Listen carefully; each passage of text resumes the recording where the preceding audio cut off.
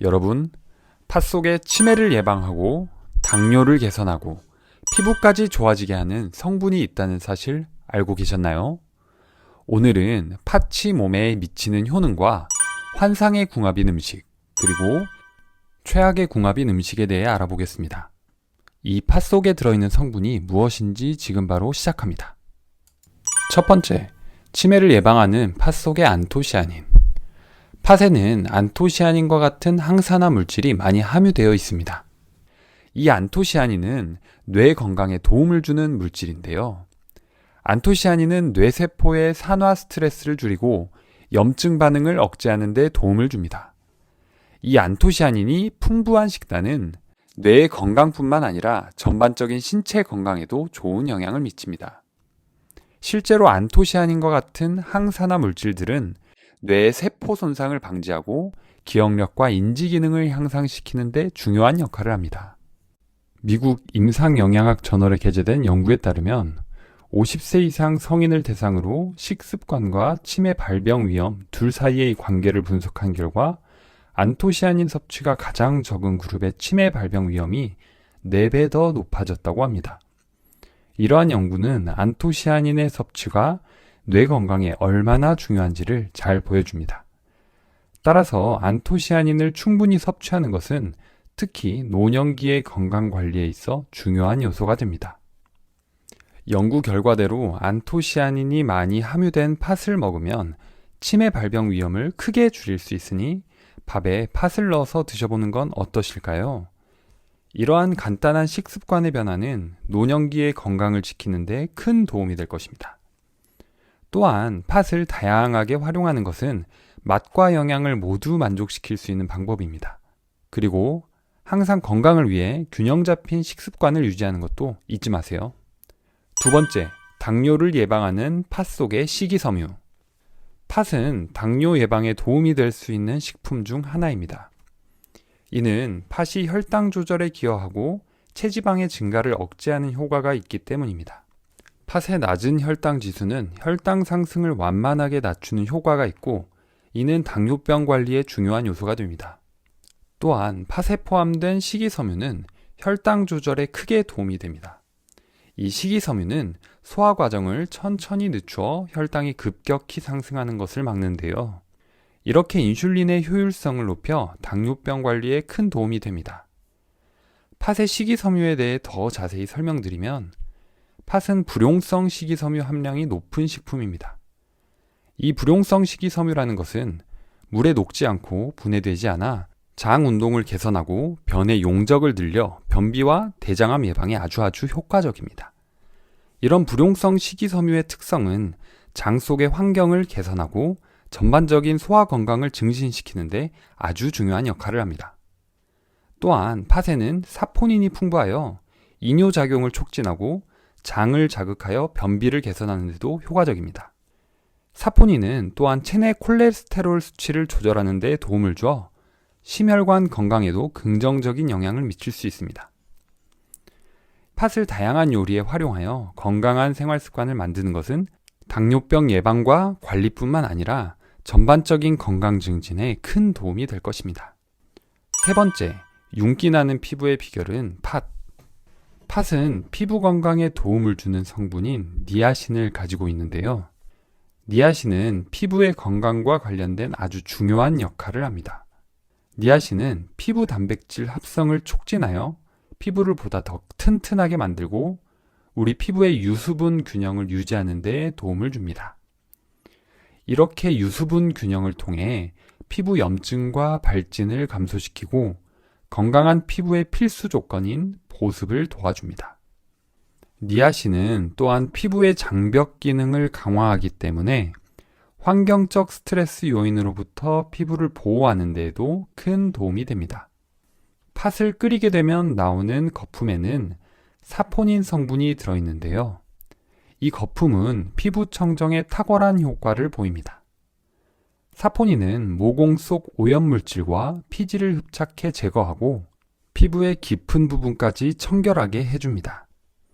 역사적으로 조선시대 여인들이 팥을 갈아서 천연비누로 사용했다는 사실은 오늘날에도 그 효능이 인정되고 있음을 보여줍니다. 이는 팥이 자연적이고 효과적인 피부 관리 수단으로 활용될 수 있음을 보여줍니다. 사포닌 성분은 기미와 주근깨 제거에 도움을 주어 피부 미백에 효과적입니다. 이러한 효능은 피부의 색소 침착을 줄이고 균일한 피부톤을 만들어주고 피부의 전반적인 밝기와 건강을 개선해 줍니다. 팥에 이러한 다양한 피부 건강 효능이 있기 때문에 우리는 식단과 미용에 팥을 이용해 보는 것은 어떠실까요? 이 밖에 팥의 여러 가지 효능을 더 알려드리면 팥은 피부 건강을 넘어 탈모 예방에까지 효과가 있습니다. 팥에 함유된 비오틴은 머리카락의 건강에 필수적인 영양소로 탈모를 예방하고 모발의 성장을 촉진합니다. 비오틴은 두피의 건강을 유지하고 모발의 광택과 강도를 좋게 만드는 중요한 역할을 합니다. 또한 팥에는 아주 좋은 단백질이 함유되어 있으며 이 단백질은 모발의 주요 성분입니다. 그래서 팥은 모발의 건강을 유지하고 모발 성장에 필요한 아미노산을 제공합니다. 팥의 풍부한 철분과 아연도 모발 건강에 중요한 역할을 합니다. 철분은 모발 성장에 필요한 미네랄로 모발이 얇아지고 빠지는 것을 방지하는 데 도움을 주는데요. 아연은 모발의 성장에 필수적인 미네랄로 탈모를 예방합니다. 이러한 여러 영양소들의 조합으로 인해 팥은 모발 건강을 증진시키고 탈모를 예방하는 데 효과적인 식품으로 간주됩니다. 이번에는 팥과 환상의 궁합인 음식들과 최악의 궁합인 음식들을 소개해 드리겠습니다. 환상의 궁합인 음식은 찹쌀떡입니다. 겨울철 건강 간식으로 찹쌀과 팥이 만나 찰떡궁합을 이루는 찹쌀떡을 추천드리는데요. 이는 한의학적으로 볼 때 성질이 찬 팥은 기운을 아래로 끌어내리고 소변을 밖으로 내보내는 반면 성질이 따뜻한 찹쌀은 위장을 보호하고 소변이 지나치게 많이 나가는 것을 막아줘 상호 보완 작용을 합니다. 또한 찹쌀이 몸속에서 잘 소화되기 위해서는 비타민 B1이 필요한데 팥에는 이 비타민 B1 성분이 풍부합니다. 옛날부터 왜 찹쌀떡을 즐겨 먹었는지 이해가 가는 부분이네요. 다음으로 최악의 궁합은 설탕입니다. 팥죽을 먹을 때 빼놓을 수 없는 게 이 설탕인데요. 설탕을 넣으면 달콤한 팥죽으로 몸을 따숩게 하는 기분 좋은 한 끼가 되는데요. 하지만 이 팥죽이 달콤할수록 팥의 효과는 떨어지게 됩니다. 설탕의 농도가 높아질수록 사포닌의 활동이 방해받게 돼서인데요. 사포닌은 식물에서 발견되는 자연 친화적인 화합물로 물에 녹아서 우리 몸속에 작용하게 됩니다. 하지만 설탕이 들어가게 되면 설탕과 물이 만나면서 사포닌이 물과 만나는 것을 방해하기 때문에 사포닌의 효과가 현저히 감소하게 됩니다. 인터넷에서 사포닌을 파괴한다고 알려져 있지만 사실은 사포닌 효과를 크게 감소시킨다는 표현이 더 정확합니다. 오늘 팥의 다양한 좋은 점에 대해 알아보았는데요. 이 작은 콩 하나가 우리 몸과 마음에 미치는 영향은 정말 놀라웠습니다. 오늘 내용 어떠셨나요? 팥의 좋은 정보를 가족들과 친구들에게 전달할 수 있게 마지막으로 오늘의 핵심 내용을 한 번 더 정리하면서 마무리하겠습니다. 첫 번째, 팥에 풍부한 안토시아닌과 같은 항산화 물질은 뇌세포의 산화 스트레스를 줄이고 염증 반응을 억제하여 기억력과 인지 기능을 향상시키며 치매 발병 위험을 크게 줄이는 데 도움을 줍니다.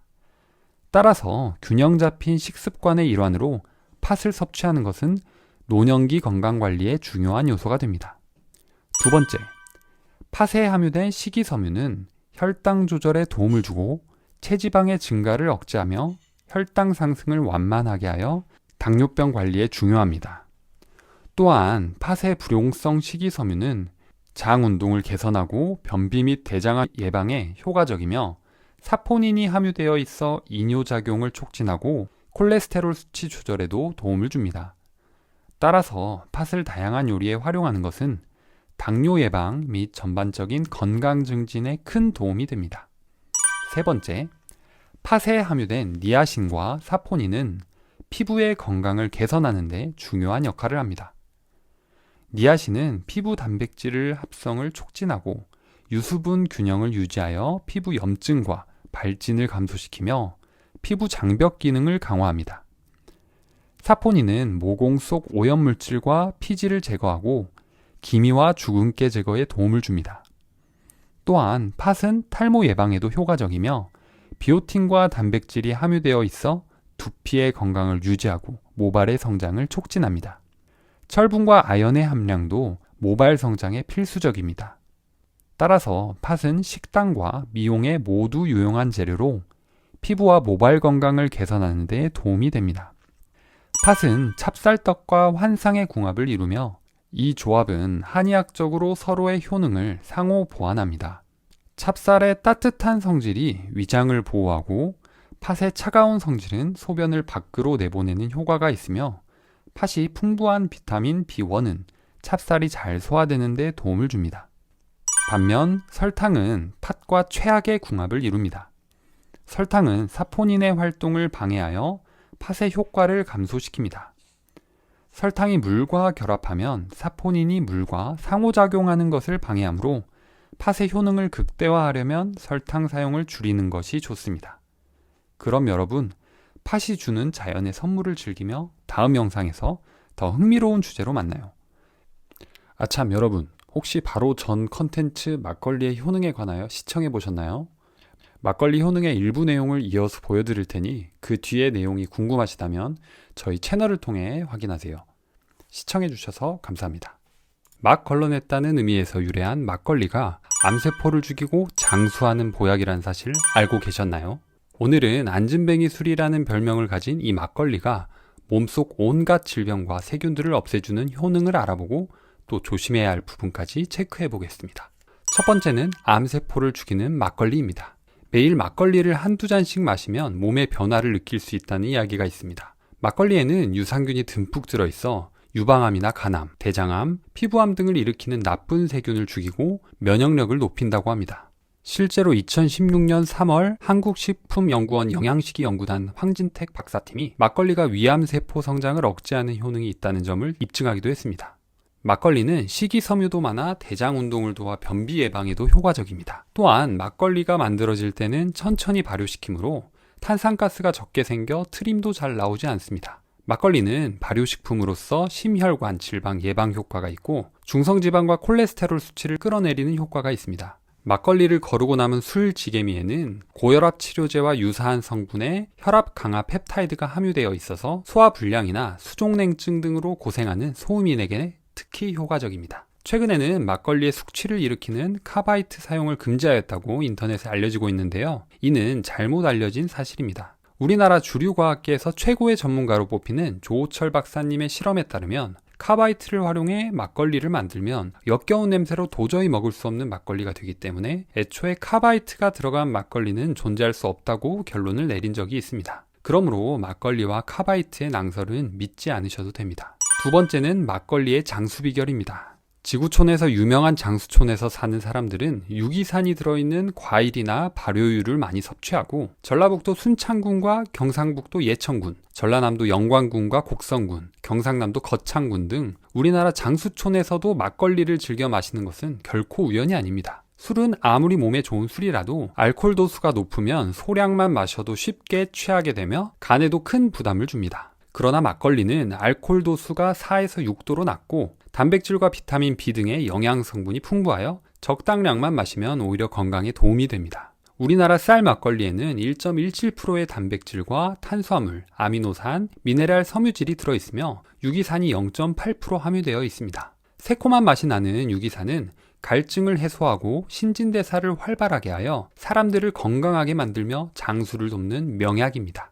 빵이나 증편을 반죽할 때 막걸리를 약간 넣으면 발효가 아주 잘 되어 잘 부푸는데 이는 막걸리에 들어있는 효모 때문인데요. 효모는 사람들의 생명에 깊이 관여하는 효소를 가지고 있습니다. 막걸리의 효모에는 필수 아미노산인 라이신, 트립토판, 페닐알라닌, 메치오닌 등이 함유되어 있어 체내 조직 형성, 성장 및 체중 유지, 식욕 증진 등에 도움이 됩니다. 특히 메치오닌은 신경 전달과 효소계 조절을 통해 지방간이나 간경화를 예방하는 역할을 합니다. 미국의 하우저 박사는 그의 책 젊어 보이며 장수하는 법에서 효모에 들어있는 아미노산, 비타민, 무기질 등이 젊음과 장수에 필수적이라고 말하였습니다. 하우저 박사는 효모의 단백질이 50%나 들어있으며 모든 필수 아미노산을 고루 함유하고 있다고 설명하였습니다. 우리가 먹는 생막걸리에는 이 효모가 살아있고 살균 포장된 막걸리는 효모를 죽여 오래 보관하게 만든 것입니다. 그러므로 몸을 생각한다면 생막걸리를 드시는 게 더 도움이 되겠죠?